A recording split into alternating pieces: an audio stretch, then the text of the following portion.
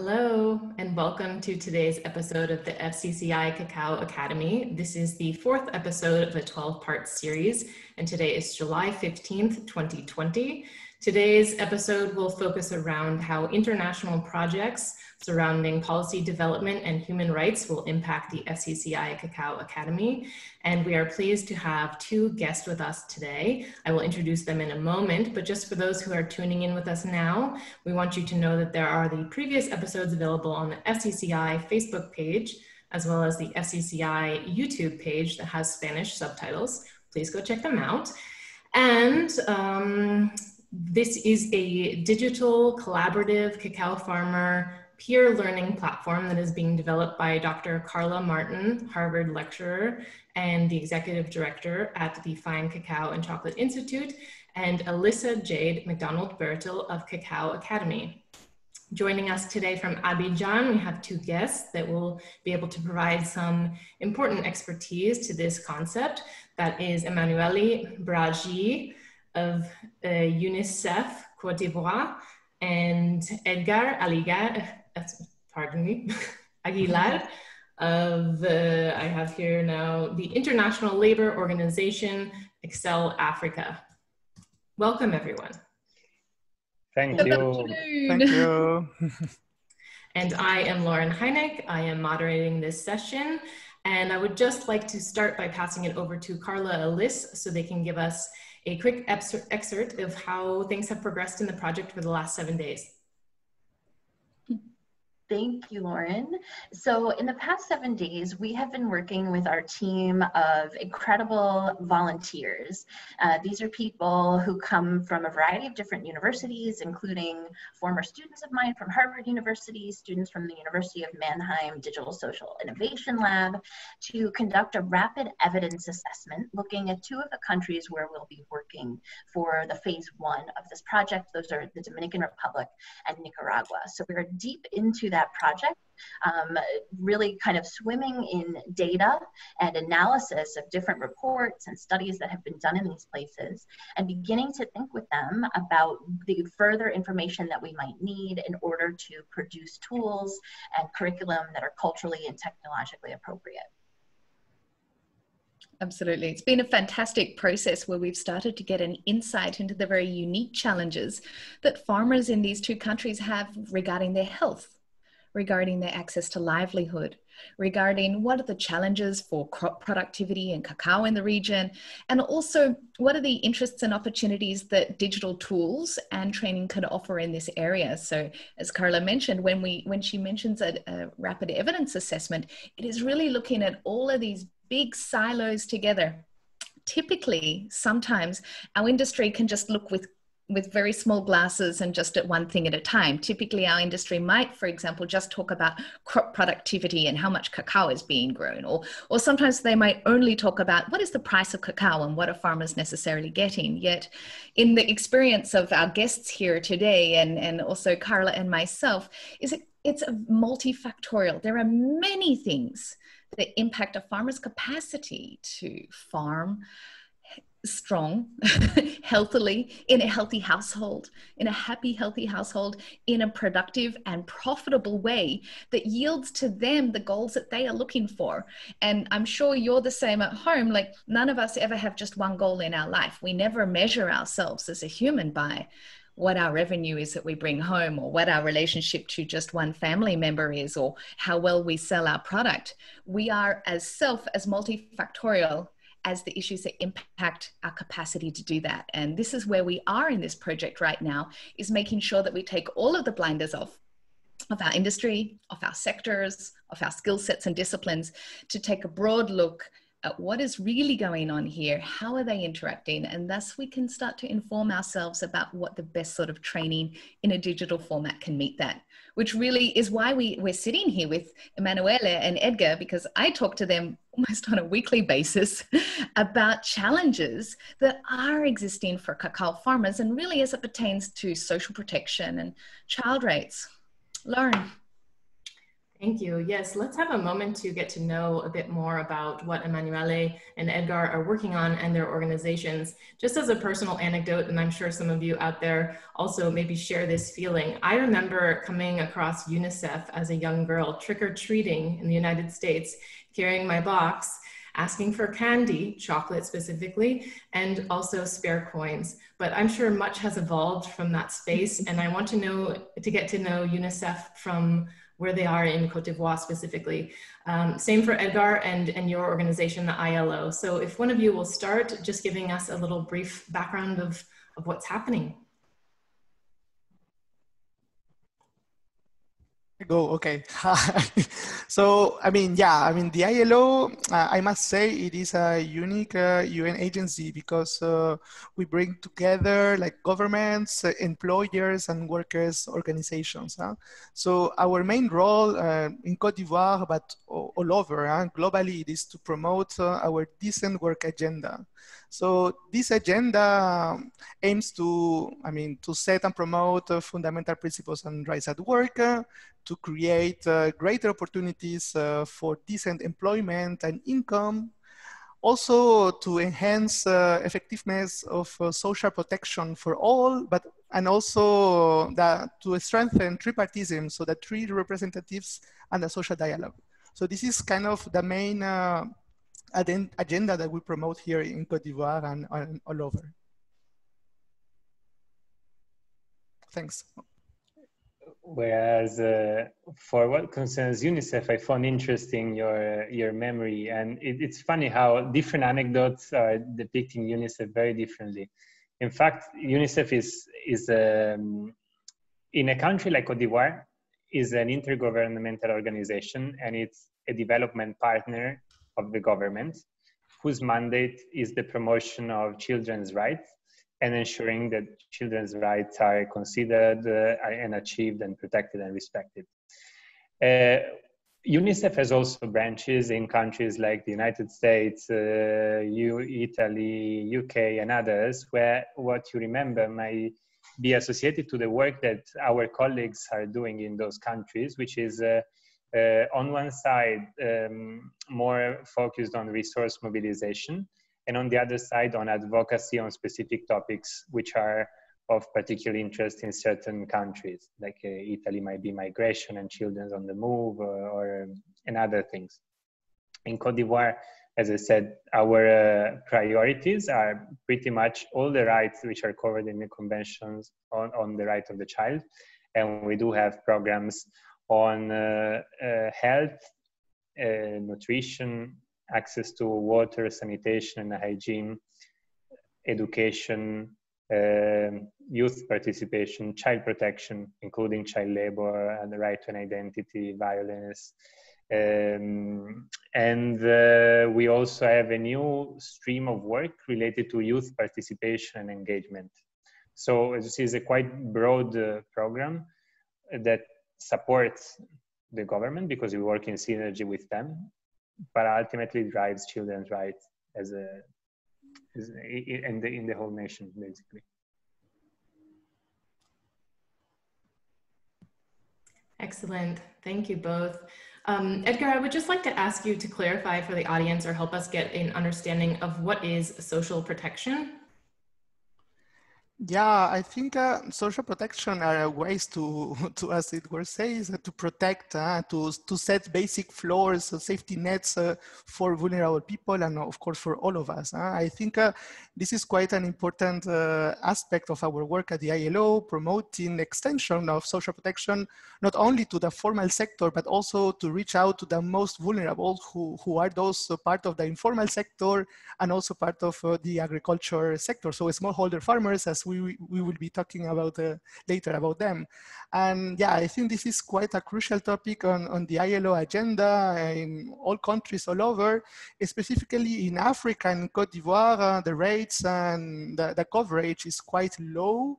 I must say that in Cote d'Ivoire, maybe less than 10% of the whole population has access to any type of protection. So in this particular case or context of COVID-19, we have seen how vulnerable we are, all of us, when we have no access to any type of protection or safety nets.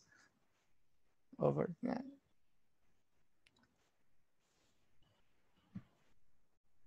That is very interesting to consider, and I'm sure we'll be working that into the conversation as we continue. Liz had a fantastic idea, which was to organize this conversation by the tenets of where the project stands. So we're starting from this place of a collaborative nature. And I know that, Emanuele, you've been active in this approach towards kind of a holistic movement of helping children. And I'd like to get more to this concept of how do you advance those rights? What does that look like, maybe from a step-by-step process, if you could? So the way that an actor like UNICEF is working on the ground, it kind of considers different levels. There is a level, like very high level in terms of policy support, for instance, so let me oversimplify, making sure that the right policies are in place, for instance, mandatory education or other things. Then, and this is a technical work that happens with the government in support of the development of these documents, funding researches and supporting their implementation. Then there is another level of work which is related to generating evidences or generating models that then can be adopted and brought to scale. So this might foresee, for instance, the implementation of early childhood development systems and do a sort of active advocacy effort in order to have them as a standard in the overall educational curriculum. And then we also work sometimes as almost as an implementing partner when it comes to national campaigns. Sometimes the government may rely on UNICEF capacities and facility to deliver certain things like distribution at national level of mosquito nets, for instance, or big vaccination campaigns. So there are really different levels of intervention.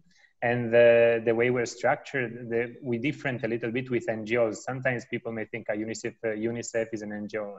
It's slightly different because on the ground, NGOs are implementing directly their project.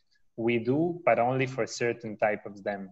Often what we're trying to do is to really strengthen the national systems and really kind of support, try to implement as much as possible through the government systems that are in place, reinforcing them whenever is needed, and really kind of have a long-lasting impact and not necessarily a project-based approach.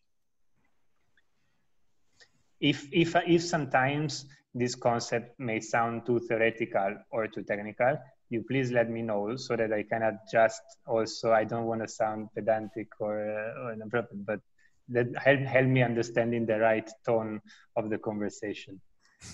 Not to worry. Carla and Liz are the academics, and I'm here to bring us down to earth.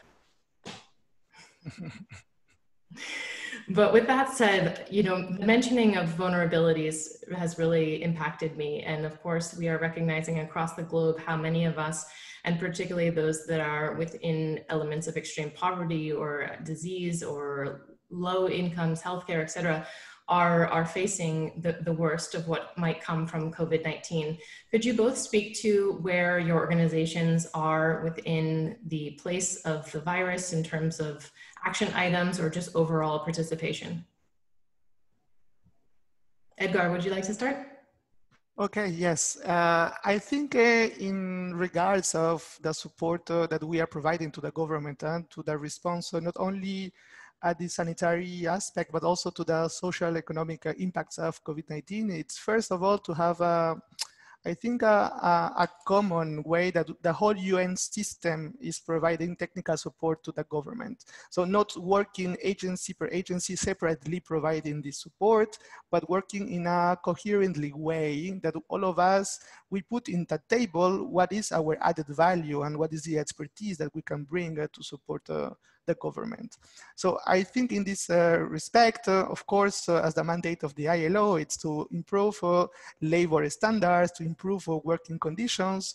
In the specific case of COVID-19, we are talking about, I mean, a new normal, no? And also, as part of our agenda, it's the future of work. And I think that comes together because now we have to respect a number of measures, and I mean a number of things that maybe before we were not aware. And I think in terms of the ILO work, it's trying to create the awareness on what is the new normal in ways that we can protect the workers at the place of the work to create a safe and safer environment for them to work. So this is one aspect. Another aspect is also bringing this tripartism, so promoting social dialogue. So all of us, not only the government, but also the employers' needs, the workers' needs are also represented and can be heard when deciding and implementing new programs. So I think this is quite crucial from the ILO, that we are this UN agency convening and bringing all these stakeholders together to make appropriate national policies to respond. So now I think we are in the phase also of looking at the recovery phase, how we are supporting the vulnerable population to recover and to start again from this new situation. Yeah, over.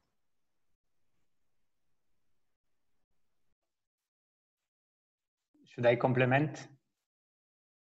So, no, I think that the first point that Edgar touched is very important. And I'd like to stress it once again, because in this context, it was about COVID, but I think that this is a really key principle that needs to be kept in mind also when it comes to sustainability intervention, whether they regard cocoa or others. Often, one of the biggest challenges in achieving results, in my view, is the lack of coordination and dialogue between stakeholders. What I need to be honest, what happened with the COVID, I found it quite impressive. So there has been strong coordination, both at government level, at UN level, also with other actors, so that there was a clear plan, different people making clear what their contribution would have been to such a plan. And then everyone kind of doing his own piece of work, trying to mobilize additional resources, provide support, and so on. This is the type of attitude that I think should be important seeing also when we talk about sustainability initiatives, because the risk I've seen many times is looking at cocoa-specific challenges without recognizing that they are first and foremost development challenges. So you start creating kind of parallel systems or dynamics which are kind of not necessarily taking advantage of all the resources that are out there, and on the contrary, almost competing for resources. Whereas if you manage to have a constructive dialogue since the beginning, you can set a completely different scene. Said this, just few things that we've done during, as UNICEF, during the COVID response. Since we have quite a broad program, we covered pretty much all the key intervention areas, starting from massive awareness raising, also in partnership with mobile companies, media, and through our network of youth volunteers, reaching something like 300 million hits in terms of exposure. In the area of water, sanitation, and hygiene, we also trained, but also distributed a number of hygiene products and facilities to several health centers, as well as hand washing points in different key places.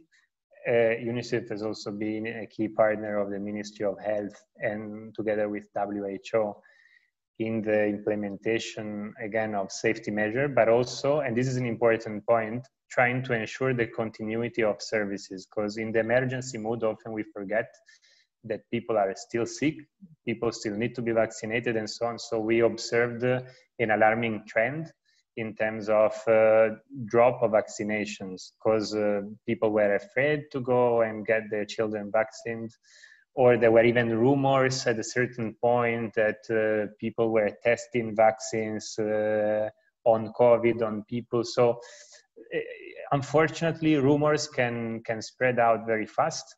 We are all aware of this, and they do not make our life easy. And other big priorities have been, and huge challenges have been, ensuring the continuity of the education program. As you can imagine, with schools being closed one day from another, there has been like day and night work from our education program together with the government to set up what we call Mon École à la Maison. So like a distant learning program based on radio, TV, and other channels, a bit like you mentioned before for farmers.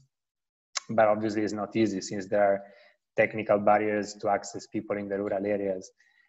And finally, for what concerns nutrition, we also provided a number of supplements and support to national services.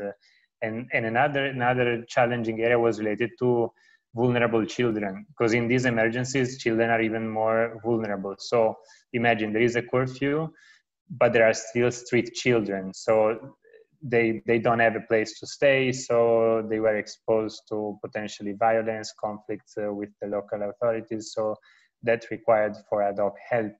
And so did elements like social protection and ensuring continuity of, for instance, awareness raising on other issues like HIV and other illnesses. So quite a broad range of interventions that kept us busy quite a lot, I would say, but we hope for things to recover as fast as possible.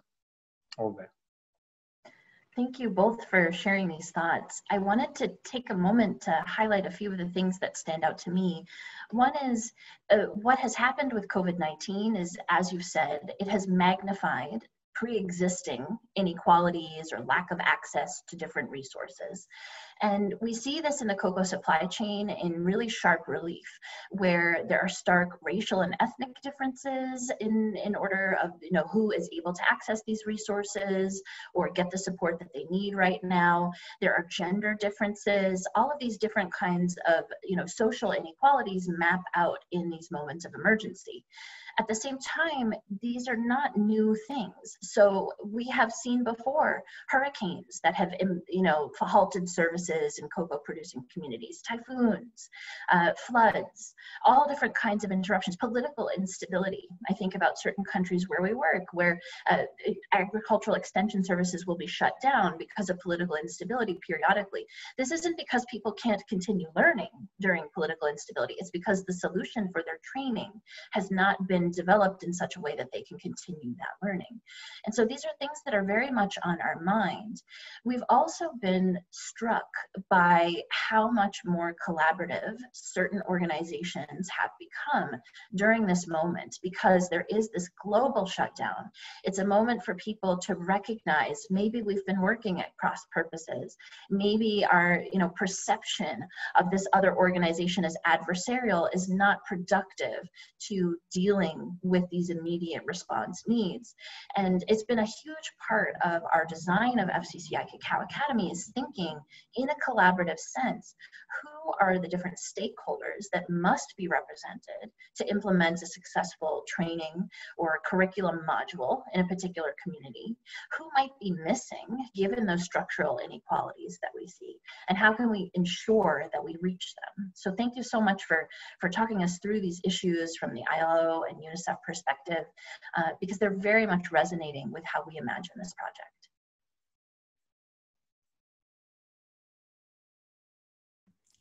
Liz, anything to add before we move on to the digital portion of today's discussion? Okay, so I know that both of you have been working with something called human productivity, and if I could have a little definition from you as well in terms of what that means to maybe the audience listening, and also how it's impacting your companies and organizations. Maybe I can start telling an anecdote, which is related to how I actually Liz and myself met. Because pretty much out of nowhere, one day I received an email from Liz saying, "Hey, I came across this interesting presentation you gave to the Berlin World Cocoa Conference in Berlin. And in fact, we are running a research in Papua New Guinea about the implications on health trainings and how they affect yields. So I was surprised to listen that even UNICEF was thinking about these things. So I was curious to know how you came across this subject. And I told her, look, if you come to Cote d'Ivoire, try to have malaria a couple of times and parasitic diseases at the same time, and then you tell me how productive you feel. So this was an empiric, if you want, consideration, but at the same time was backed up by solid data, because when we looked at main causes of child mortality and other aspects, we see that there are certain illnesses like malaria, diarrhea and waterborne diseases and pneumonia, which are easily preventable, but which are today killing more than 50% of the main cause of 50% of under 5 mortality. And if they hit children, they also hit parents. And given the current access to social services and access to health in the rural areas, it is quite obvious that, and Edgar can say much more on this one because they did an amazing study on the labor needs and the impact of such issues, but it's kind of obvious the implications that poor health conditions, limited access to water, but even malnutrition have on the productivity of farmers.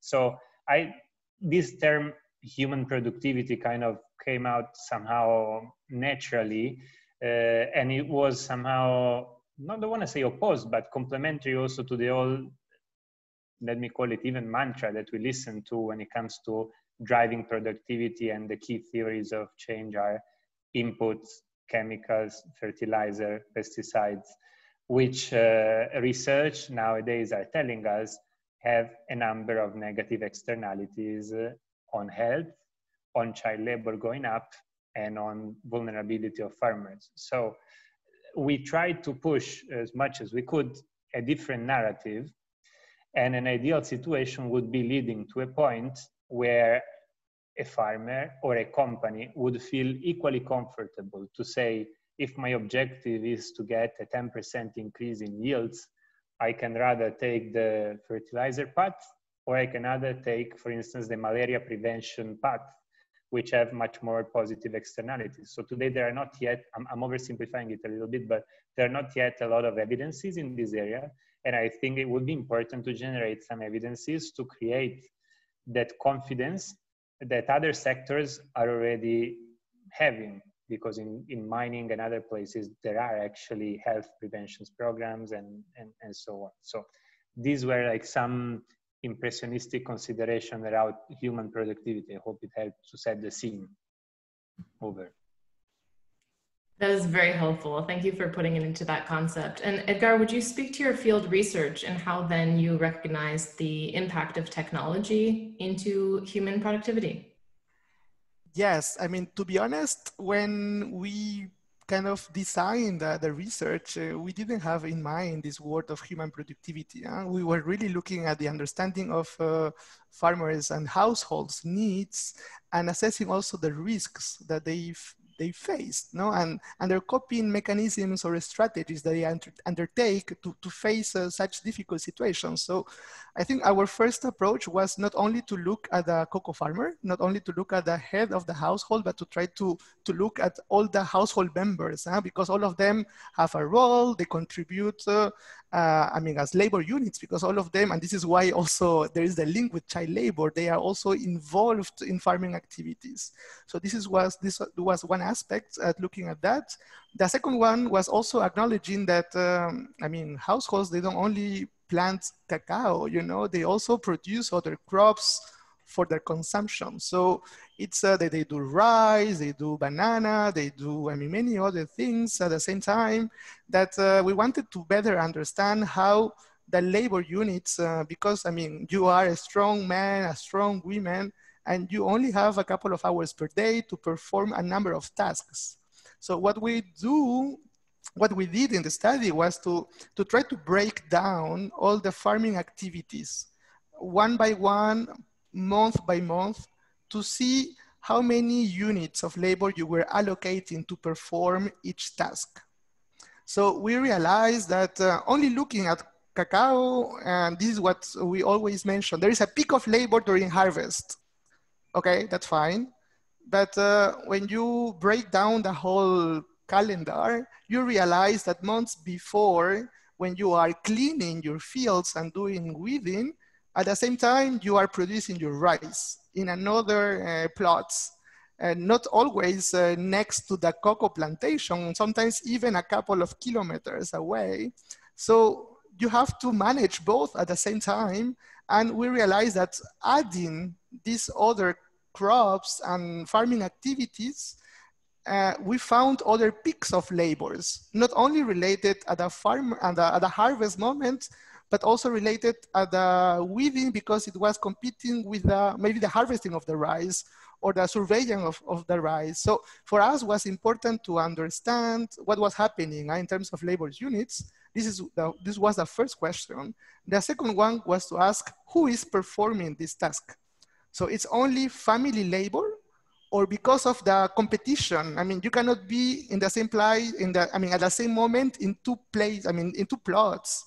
So for some specific activities, families, in this case, smallholder farmers, they were also employing non-family labor, which is not something that we talk about. So we realized that there were many types of workers behind these smallholder farmers with different types of working conditions, different types of working arrangements. There are, for example, a couple of them that can be engaged for like a full year, that even sometimes they can be considered as part of the family, but actually because they are the family, they are not well paid and their rights are not well respected because they are part of the household. Then you also find other type of workers that only come to perform specific tasks, and they are paid under these different conditions. So we were looking at this aspect, who are the ones working, and we realized that around 30 to 40% of total labor required was performed by non-family labor. This was one aspect. The second point was that you have to pay, these people.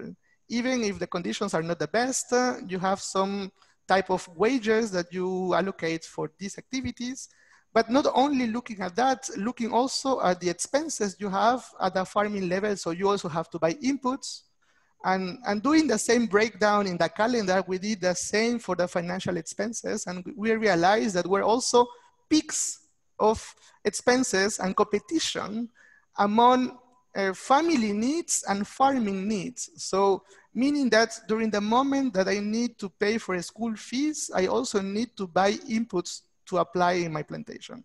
Or when I have a health issue and I need to pay for a hospital bill, this is the same moment also I need to buy for something specific for my plantation. So we found that people were constrained by this competition, impacted by these negative shocks. And this is where we then focus on the health side, because we realized that was happening also in some seasonalities.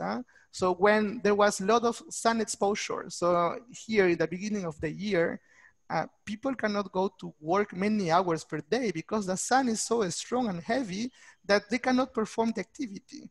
So we realized that people were falling sick, and because of this, they were, their expenses were increasing because they had to pay for that. And because they had this expenses competition, they couldn't employ a new labor to do that work, to replace them in doing that. And this is where they turn into a free access and non-paid labor, which is child labor. So we found this linkage on saying that how health risks may increase the use of child labor in these vulnerable communities. And I think this was super interesting, realizing that, farmers who are not in good health conditions cannot perform physical and hard activities in the farm. And I think this is part of now the discussion that we're having in human productivity and some new solutions that we are trying to develop. Over to you. That is a fantastic summary of topics that you bring up. Both the health and the wealth aspects of the farmers are two massive influences to a farmer's capacity to plan and to organize their harvest methods in their household. Exactly what you mentioned has absolutely been missing from industry practice, from academic research, from scientific experimentation. And I find it fascinating that it is just emerging as a new topic. As Emanuele said earlier, often the topic of productivity in cacao has been related to size of land and numbers of trees. And we see the evidence of that now with huge volumes of deforestation in many countries. And I find it interesting that none of these topics are separate from each other. Exactly your wonderful example of literally doing the field research to identify what are your competing challenges right now?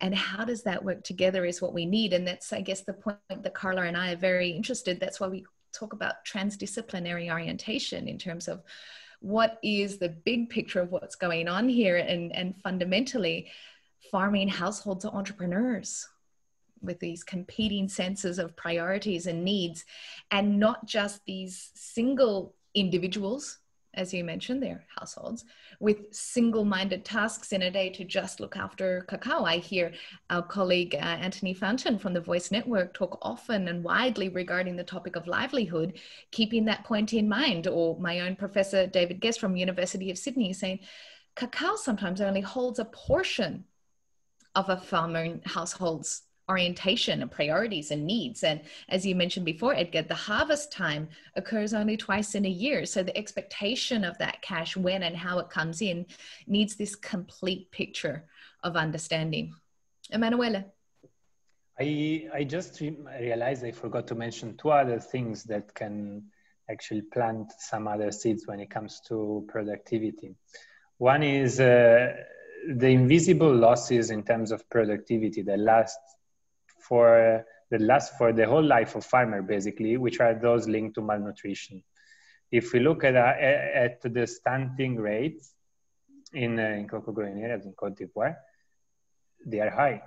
So like in some regions are above 20% or 30%. So this means that the cognitive and physical development of an individual does not achieve its potential. And the losses that are happening, particularly in the first years of the life of the person, are lifetime losses. So exclusive breastfeeding, as well as inadequate nutrition and food security, are not nice to have things or rhetoric. These are kind of very measurable aspects that impact the productivity of a person. So I think that perhaps it could help if we could reframe the productivity equation.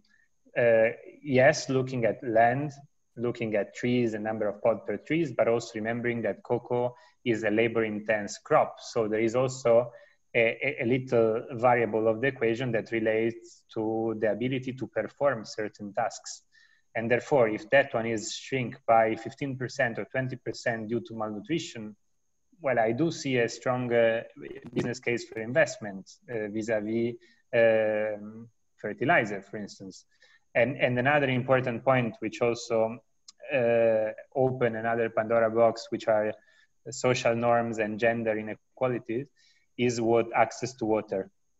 So access to water is not only an issue related to waterborne diseases and parasitic diseases. So again, in many contexts in rural areas, running water doesn't exist. So if a village is lucky, have several boreholes that can take water from deep enough to be clean, but very often the sources of water are simply surface water or wells. So the quality of the water and the contamination of such water impacts health. But the other issue is the amount of time which is dedicated to fetch water. Because if you don't have water in your apartment, which sounds natural to us, but women, there was a very interesting research done by IPA that they mapped with GPS the amount of time spent by men and women on different tasks. And they were realizing that women can spend up to 2 or 3 hours just fetching water every single day. So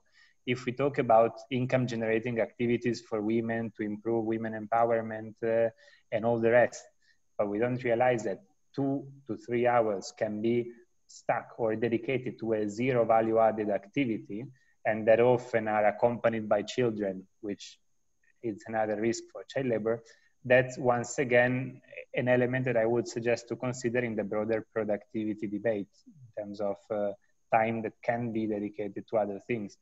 And probably we will touch it later on, but the whole living income is another very multifaceted subject. So I stop here.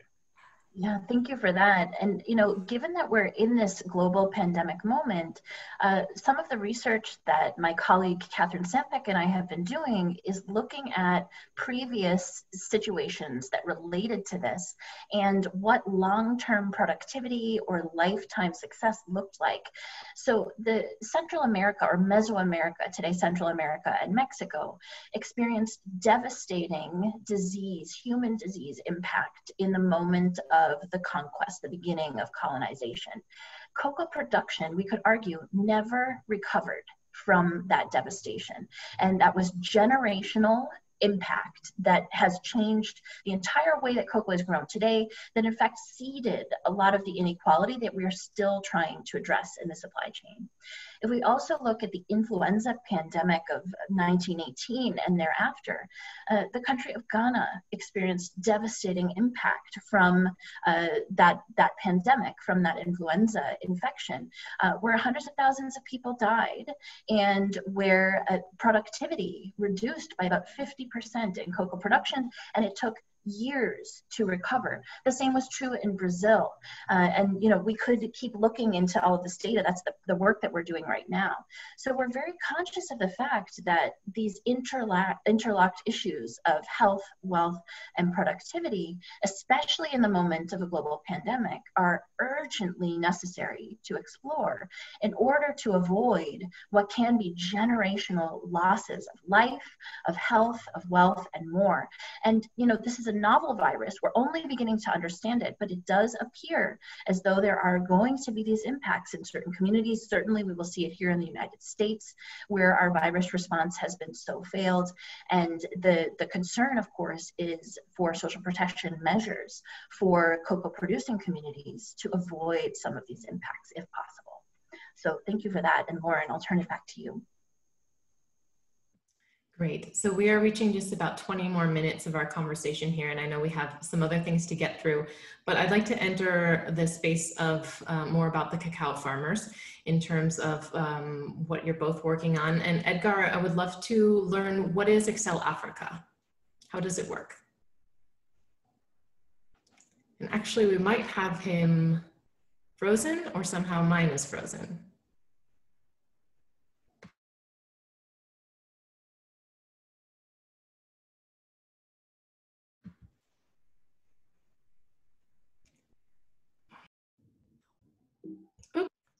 Sorry, I'm back.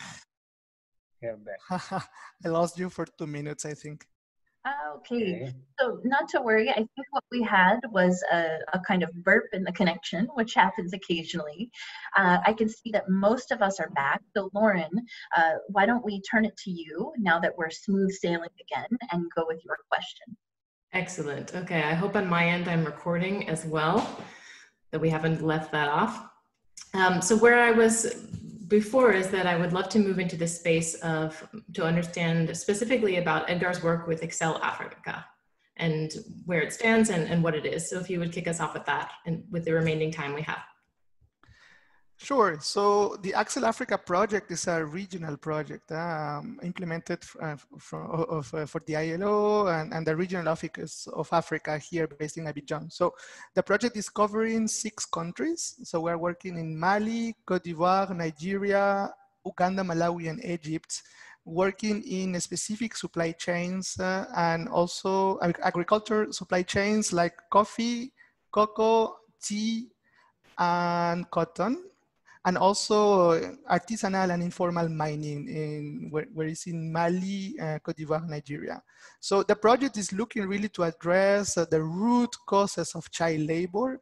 And this is why we have all this set of interventions going from improving working conditions of adults or to bring,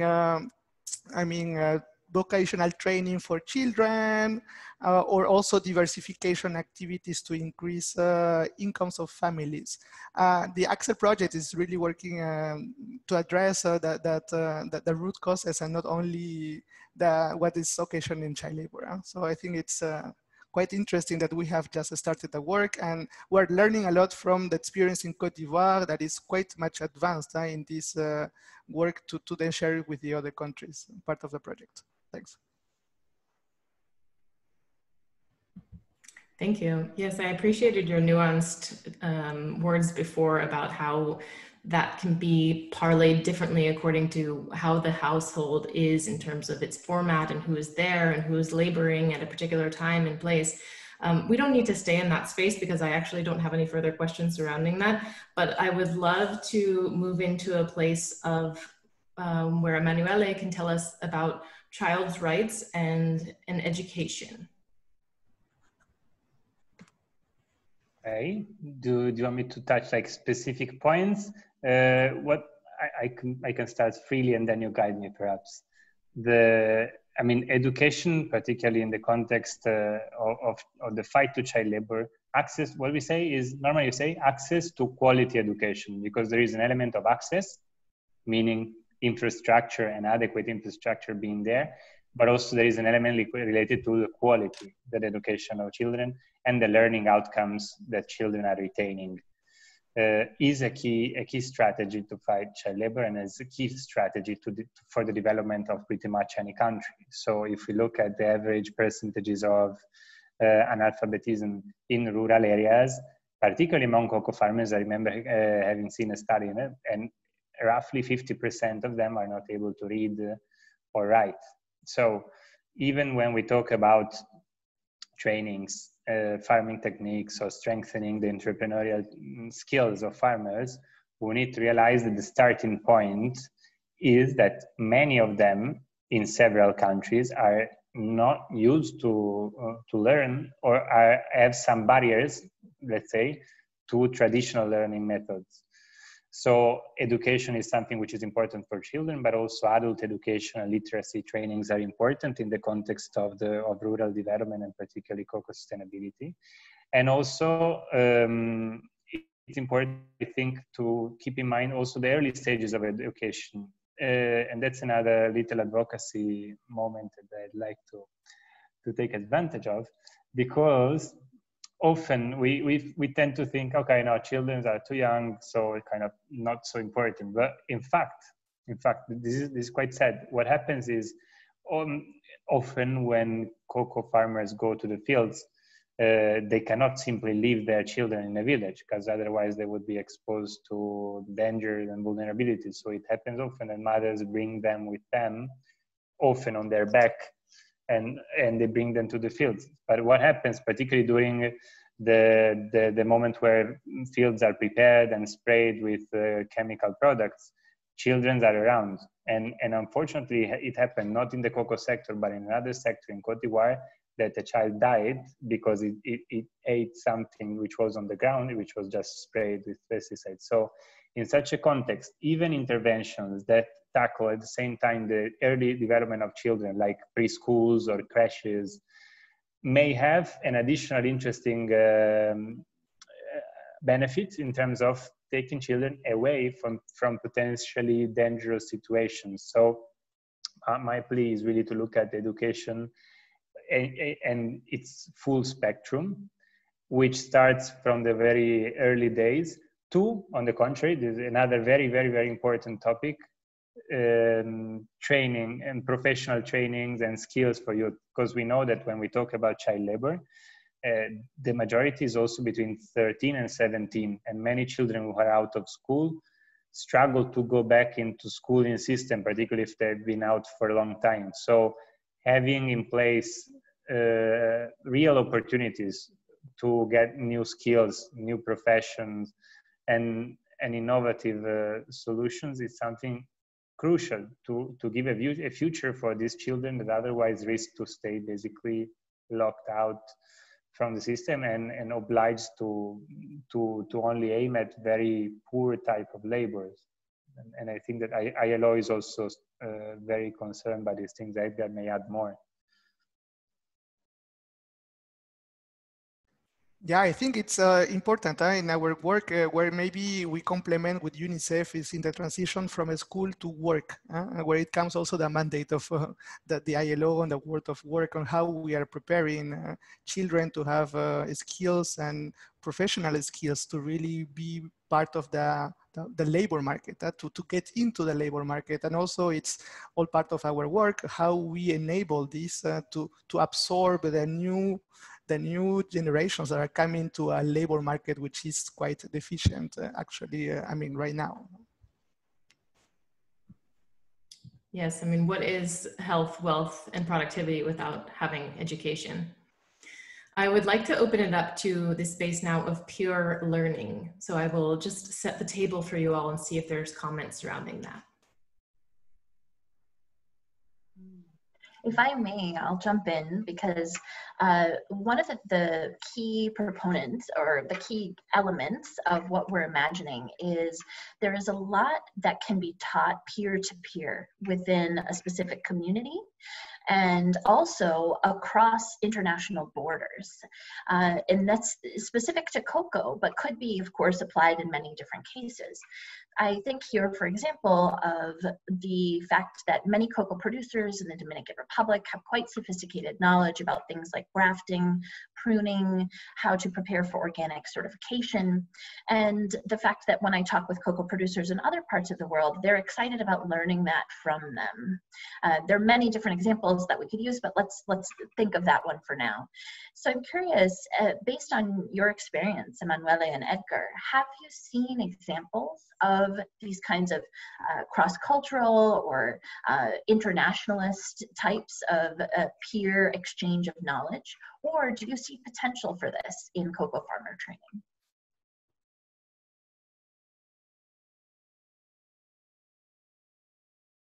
So maybe when it comes to, I mean, at farmers level, considering the barriers that exist to access that knowledge, but I mean, barriers, I'm looking at the context that surrounds us, where even electricity is lacking and connectivity as well. So transnational peer learning is an opportunity, but it's not so accessible unless somebody is somehow brokering it, which might be a company that has different branches in different places and are keen to learn.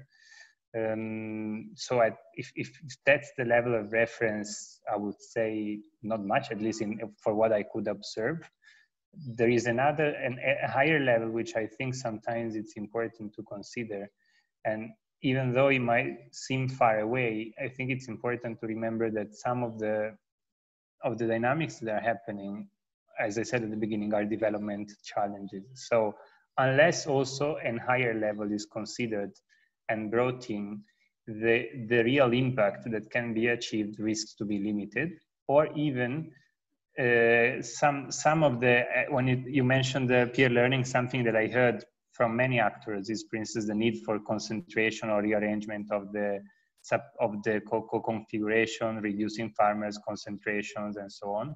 But in a context where you have like a huge amount of smallholder farmers, unless you have a well-coordinated agricultural policy reform at national level, you just risk to expose people to a huge vulnerability. So I think that when we talk about learning and sharing experience, it needs to happen always at different levels, and it's not always the case.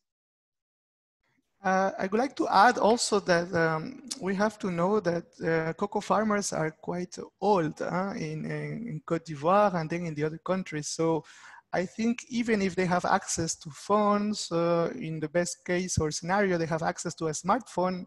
To be honest, what I've seen in the field is they know how to dial a number and call. But then all the features that are there, they don't know really how to use them. I mean, like even if we add an app or these voice-based systems, I don't know if really, I mean, there is really a low level of literacy and digital literacy that should be strengthened as part of the whole program. This is one. Then also peer learning. I not only see farmer to farmer, but I also see as other members of the household. Maybe the youth or like their children are more comfortable using technology and can become a good entry point to channel information to their parents.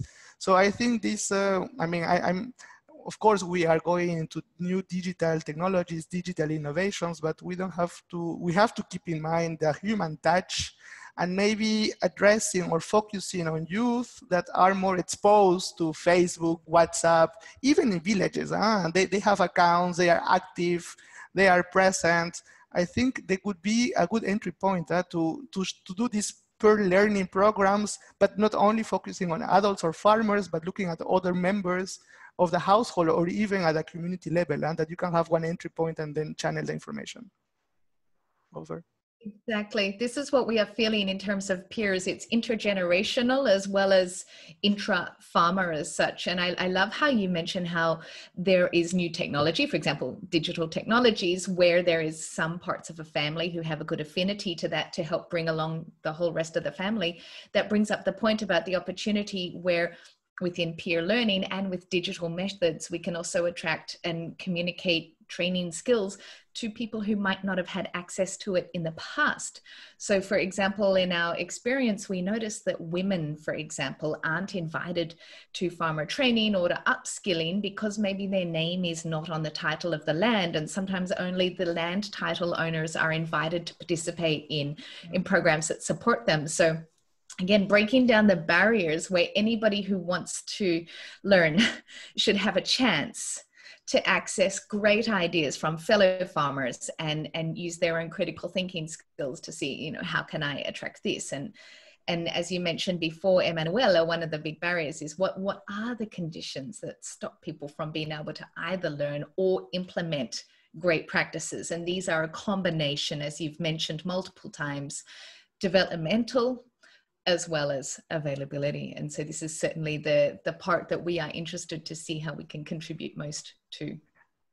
I would like to add something. I mean, when we're talking about peer learning and talking about farmers, again, our research showed that we have all these workers around that are not covered at all. When we, as you said, when we convene farmers to a meeting, we most of the time invite the owners, and that cannot be the ones really performing the work at the end.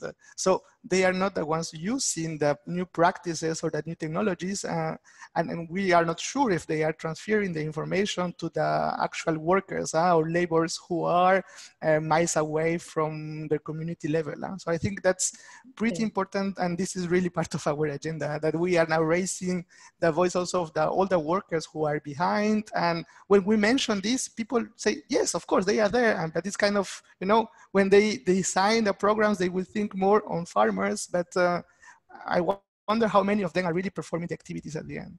Yeah. I completely agree. And especially for very tactile skill sets or very high skill requirements, like assessing a tree for pest and disease or doing the physical grafting, that's difficult and takes practice and it doesn't necessarily just occur. So exactly as you say, the skill sets required and where that knowledge is transferring is exactly what my colleague Carla is saying. Like, these are the things that we can really evangelize and make more available.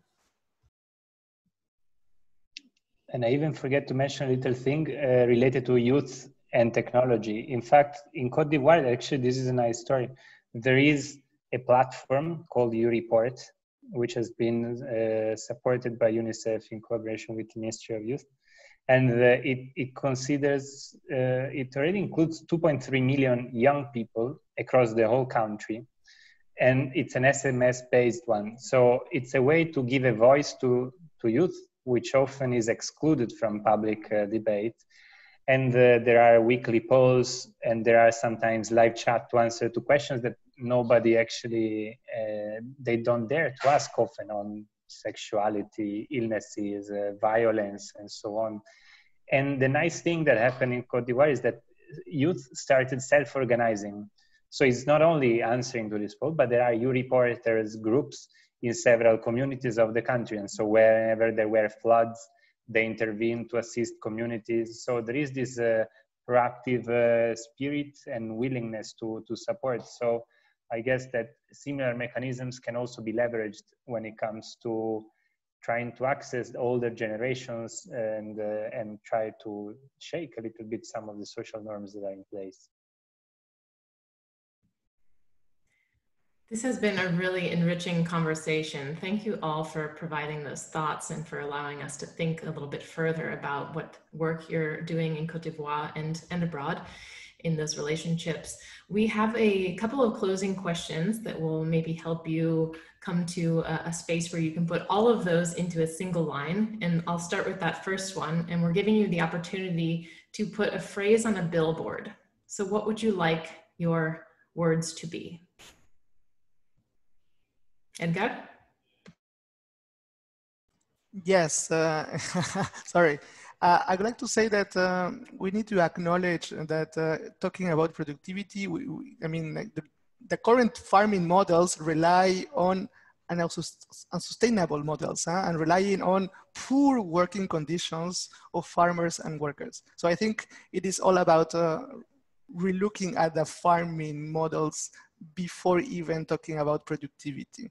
That's would be my main point. Thanks. My main point would be obviously an institutional one related to children's rights and how they can actually be a perfect check to see how the overall sustainability of cocoa farming is, because in fact they are the future of tomorrow. And a postscriptum in terms of billboard, if you allow me. Since one of the key challenges that I've seen so far is really like coordination, open dialogue, it's really think about the prisoner dilemma. I don't know if you're familiar with that. If you don't know, go on Wikipedia and just check, because it's one of the most important lessons that I got in my studies. And ask yourself in which quadrant you are.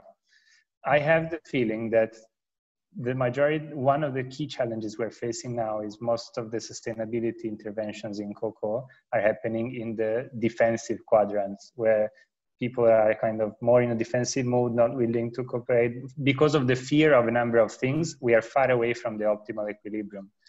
And it takes a leap of faith to have open conversation, trust other people, understand what other people are doing at different actors that are not used to work together. So that would also be an important point.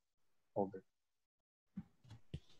Absolutely. I think we can see that reflected exactly this week in Germany with discussions on supply transparency.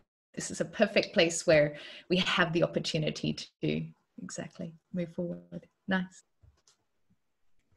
And in either your personal experiences or at the ILO or UNICEF, is there something that we or the audience can do to best support you? How can we help you do you? I think we should become responsible consumers. And I think this is why we are at this level of the discussion, because the consumer at the end, I mean, at the completely end of the chain are pushing for these agendas. So we can decide what we support, we decide what we buy, we decide what we consume, and this will be reflected then, or we hope, and this is why we're pushing for and working for to be reflected until the other side of the chain. Thanks. And to build on that, I think that the work you're doing is important in the sense because in order to be responsible consumers, as we discussed, the challenges they were trying to address are extremely complicated. So one thing to avoid at the same time is simply the indignation, saying, there is child labor, like unacceptable. Yes, is purely unacceptable as a human right, but the solution, there is no silver bullet. So it takes really understanding of complex situations and understanding how different actors can add value and work together to solve to solve these issues. And the educational work that you are doing also within the practitioners community, in my view, is really important. If you can keep insisting on productivity and bring awareness on topics that are not usually as known as, I don't know, traceability or other issues, I think you're doing a good favor to addressing the real complexity of the situation. So thank you to the three of you. Thank you both for that, and thank you all for being here. It was such a joy to have this episode 4, and we will be back next week for episode 5. I'll just allow any closing comments from Liz or Carla if they have it. Nothing from me. Thank you all so much. Absolutely. If anybody has questions for Emanuele or Edgar or for UNICEF or ILO, they're entirely approachable and wonderful. You can insert your questions below here inside the video. We will make sure everybody receives them, because please remember that your questions and comments inform us as much as we try to bring information to you. And what Carla and I are building here is collaborative and peer learning at the exact same time. We are trying to be the metaphor of the principle we stand for. So your ideas, your contributions, helpful hints and tips that you've seen, things that the gentlemen can use in their work going forward is vital. And this is why, for example, last week we talked with experts from Dominican Republic, and this week we are focusing on Cote d'Ivoire. In a few weeks, we'll be talking to Colombia. This is how it works. So thank you very much for the community aspect. And Carla and I are on track to be delivering by end of September. So also please be excited for the next steps with the FCCI Cacao Academy.